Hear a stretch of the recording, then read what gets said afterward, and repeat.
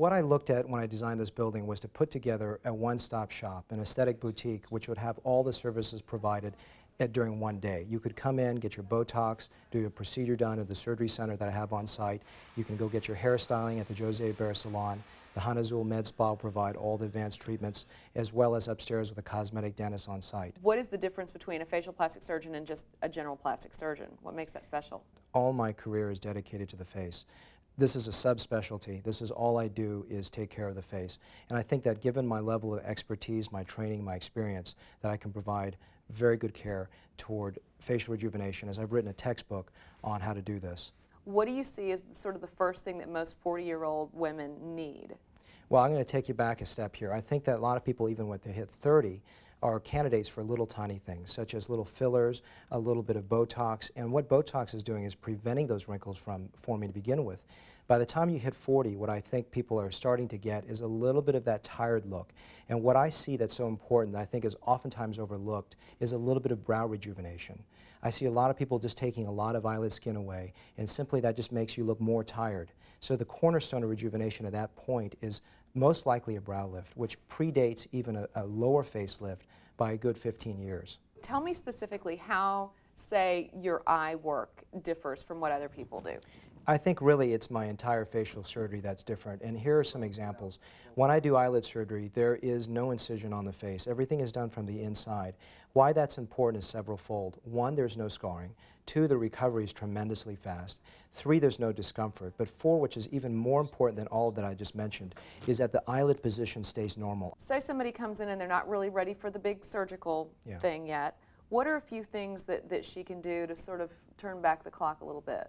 I think a cornerstone is good skin care and also avoidance of sun exposure. Those are two big things.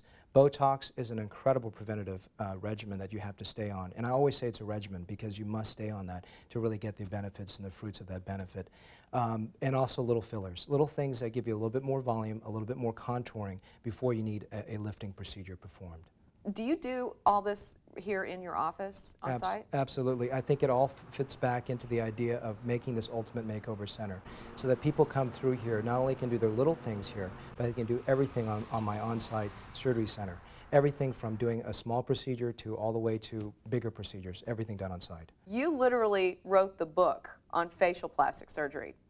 This textbook is the most comprehensive textbook on the aging face and rejuvenation.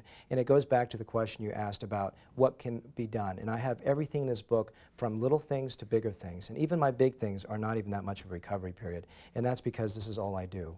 And the other thing that's important is I look at myself as much as a facial surgeon as a dermatologic facial surgeon. And I think that comprehensive nature that I can provide for rejuvenation is a very key element.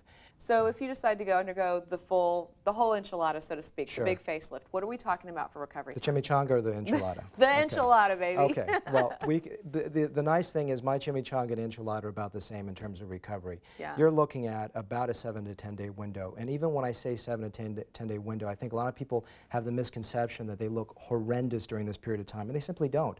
It's a very small amount of swelling that dissipates extremely quickly, and simply because I'm extremely gentle with the tissues, and I'm very fast and meticulous as a surgeon, and I don't waste time, and that allows you to have a tremendously fast recovery. The before and after pictures that you have too are phenomenal. I mean, Thank it's you. just, but like you said, they don't look pulled and stretched. Absolutely. It's just very, it looks like probably these people looked, say, 20 years before, 10 years before, you're just turning back the clock on them. Yeah. Good luck here. Thank you very It's much. fantastic. It was a pleasure.